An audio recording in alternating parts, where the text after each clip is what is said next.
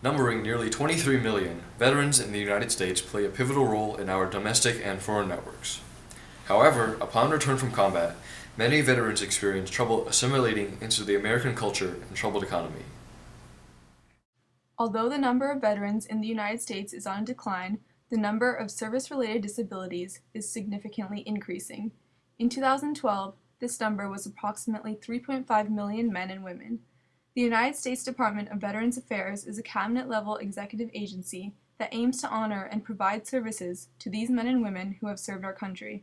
The department offers disability compensation, subsidies, and educational assistance for veterans. It also deals with the politics surrounding Veterans Affairs, implementing policy and working with the other branches of our government to support veterans' needs are among the department's many responsibilities. According to the Department of Veterans Affairs, there are more than 900,000 educational program beneficiaries. These significant increases in educational aid to veterans were due to the GI Education Bill of 2009. Additionally, disability compensation expenditures are rising due to the millions of enrollees who reap benefits. But this is where the fundamental issue arises. Are our honorable veterans, who have served with the utmost valor and courage, receiving the proper treatment under these healthcare programs? Peering deeper into this controversial argument brings both unhappy veterans and government officials into the forefront of the argument. With veterans' healthcare crisis invoking competing solutions in Congress and mixed review from the public, it is crucial to address all aspects of this issue in order to evaluate the problem that our country currently faces. The Department of Veterans Affairs, as previously stated, is a cabinet-level executive department within the United States bureaucracy. Support and honor for veterans have roots in the days of Plymouth Colony in Massachusetts. After the war with the indigenous Native Americans, the Pilgrims passed a law which stated that disabled soldiers would be aided by the government of the colony. The Continental Congress of 1776 provided pensions to disabled soldiers. In that era, medical care was provided directly by states and by communities. By the 19th centuries, veterans assistance programs were expanded to include the dependents and widows of former soldiers. When our country entered World War I, included in veteran assistance were programs for disability compensation, insurance for service persons and veterans, and vocational rehabilitation for the disabled. By the 1920s, the various benefits were administered by 3 different federal agencies rather than the states, such as the Veterans Bureau. The Department of Veterans Affairs was eventually formed in 1930. The department states that its goal is to fulfill President Lincoln's promise to care for him who shall have borne the battle, and for his widow and his orphan, by serving and honoring the men and women who are America's veterans. To do so, the department functions on 5 main tenets: integrity, commitment, advocacy, respect, and excellence. Secretary Eric K. Shinseki was appointed by President Obama in 2009 to initiate a VA transformation into a high-performing 21st century organization in order to better serve our nation's veterans. Of its many initiatives, some include eliminating veteran homelessness, automating GI Bill benefits, enhancing veterans' mental health, and improving the veteran experience and access to health care. To begin the discussion about the flaws of the veterans' healthcare system, it is necessary to explore how the system actually works. Firstly, the United States Department of Veterans Affairs encompasses the Veterans Health Administration, which is America's largest integrated healthcare system with over 1,700 sites of care, serving 8.76 million veterans each year. This administration is the main vehicle through which veterans' healthcare is specifically implemented. The system works like this. Every state has various centers and clinics where veterans can receive service. Eligible veterans must either serve 24 or more months to serve a full term of service. The types of location inside this vast system include medical centers, outpatient clinics, and community-based outpatient clinics. More specifically, the VHA incorporates approximately 150 medical centers, 1,400 community-based outpatient clinics, community living centers, vet centers, and domiciliaries. Along with 53,000 independently licensed healthcare practitioners, the VHA works to provide the comprehensive care that characterizes this system. This integration allows for greater efficiency, and gives veterans easier access to either a basic or advanced healthcare system. Medical centers typically have a focus on long-term inpatient care, while outpatient clinics and community-based outpatient clinics center around more primary service. Domiciliaries provide care to veterans who suffer from educational, vocational, mental, or medical issues in a familiar environment. And lastly, to clarify, a vet center offers rehabilitation benefits to any veteran who served in a combat zone. Several of the standard benefits of the VA healthcare system are not what many view to be traditional. Benefits include access to counseling, nutrition education, health education programs, and other programs that are not necessarily focused on illness prevention. However, traditional services are also obviously provided, such as basic primary care, specialty treatment involving physicians such as dermatologists and ophthalmologists. Other services have limited benefits. These include chiropractic care and provision of medical equipment such as crutches, canes, eyeglasses, and hearing aids.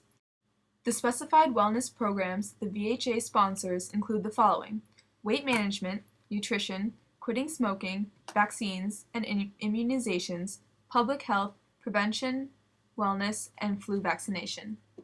A rising veterans issue is that of mental health.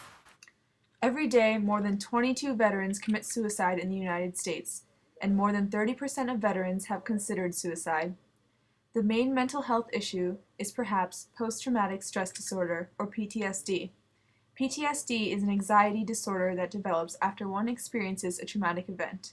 Symptoms include depression and experiencing disturbing flashbacks of traumatic events. The VA healthcare system addresses mental health by offering support 24 hours a day, 7 days a week. Again, programs are in place such as counseling that can assist the veteran population in dealing with this ever-increasing problem. Although the VA health system is seemingly comprehensive and systematically addresses the health needs of GIs, there is currently an ongoing crisis in the United States because of its flaws. Without a doubt, the number one problem that the system faces is simply the long delay between requests for care and when that care can actually be delivered. While delay problems are largely localized and not present at every state VA branch and individual hospital, the nation as a whole is facing a dilemma that many veterans and healthcare workers think the government is not properly addressing. A look at the statistics regarding treatment shows the immense scale of the crisis. Firstly, as of June 2014, there are 100,000 veterans currently waiting long times for medical treatment. The VA healthcare system promises veterans a wait of no more than 14 days. However, the average wait time across the U.S. is a whopping 86 days. At one single facility in South Carolina, over 20 veterans have died due to problems tied with long delays. One example is the case of a veteran who had to wait 9 months for a colonoscopy. During this time, his cancer progressed to stage 3. It is obvious that an aging population with unfavorable health conditions face very severe and often life-threatening problems when wait times for medical treatment are long. In fact, the veterans that face such mistreatment are now faceless because there are simply so many. Individual cases are few. Another problem that contributes to the issue of long wait times is the misuse of the government funds allocated to the VA healthcare system. Most funds that go to the VA healthcare system first go through what is called a VA fiduciary. These organizations manage the finances for individual veterans. One very recent case calls into attention the abuse of almost $1 million in Ohio. This money could have gone to bettering service, hiring more healthcare workers, and reducing long wait times that cause preventable veteran deaths around the country. The misuse of funds also shows the government's incompetence at managing the VA healthcare system. It is easy for the federal government to replace employees at VA sites that misuse funds. However, this has failed to happen. Another figure that shows the misuse of VA funds is the spending by VA executives of a whopping $489 million to upgrade executive office furniture. Now folks, that is just absolutely... This leads into yet another problem with the VA that also increases wait times. While the VA's budget has grown by more than 10% every year for the last 10 years, this money is either not enough or is not well spent. A statement backed by the observation that there is a large shortage of doctors in the VA healthcare system. Doctors are now responsible for up to 70% more patients than they were in the past, and they receive less pay working at a VA healthcare center than in private practice. The result has been a drastic shortage in both primary and specialized care physicians, perhaps an even greater one than that of the current America as a whole. At the heart of this issue are the two main defects. The first is that the aforementioned lack of incentive for physicians to work for the VA healthcare system. 13-hour days are not uncommon for VA physicians, and the median pay is lesser than the median pay in private practice. The second is the general misunderstanding of VA executives of where budget money should be allocated. A complaint of physicians and veterans alike is that too many hospital administrators are hired, expensive employees that many argue contribute little to the healthcare system compared to physicians. The hiring of hospital administrators also increases the amount of red tape in the organization, and it seems that its bureaucratic nature will only increase in the future.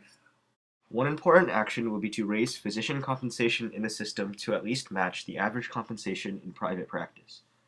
This would resolve the physician shortage in the VA healthcare system greatly. Perhaps the funds for this could come from a nationwide cut in employment of middle-level management. John McCain has other solutions. I respect the important role of the Inspector General, but my fellow veterans can't wait the many months it may take to issue its report. They need answers, accountability, and leadership from this administration and Congress now. Clearly, the VA is suffering from a systemic cultural problem that Congress cannot resolve with piecemeal responses. What's needed is a total refocusing of the VA on its core mission of serving veterans, stretching from its top political leadership all the way through to its career civil servants, who, as recent reports suggest, may have been too often motivated by all the wrong incentives and rewards. Congress must also give VA administrators greater ability to hire and fire those charged with caring for our veterans. Most importantly, we must give veterans greater flexibility in how they get quality care in a timely manner. Veterans have earned the right to choose where and when they get their medical care, and it is our responsibility to ensure that they are afforded this option. Our veterans gave us their best, but it's obvious that too often they've gotten the worst from those charged with their care. Our country doesn't depend on the heroism of every citizen, but we must be worthy of the sacrifices that are made on our behalf. How we care for those who risked everything for us is the most important test of a nation's character. Today, we are failing that test. We must do better tomorrow, much better. For the 9 million American veterans enrolled in the VA today, and for the families whose tragic stories we heard last week in Phoenix, who I know are still grieving their losses, it's time we live up to Abraham Lincoln's injunction, which serves as the VA's motto today, quote, "To care for him who shall have borne the battle and for his widow and his orphan," so that on some future Memorial Day, as we celebrate the beginning of summer and the comforts of life in a safe and successful country, we need not bow our heads in shame, but only in gratitude for the sacrifice made to keep it so. Thank you.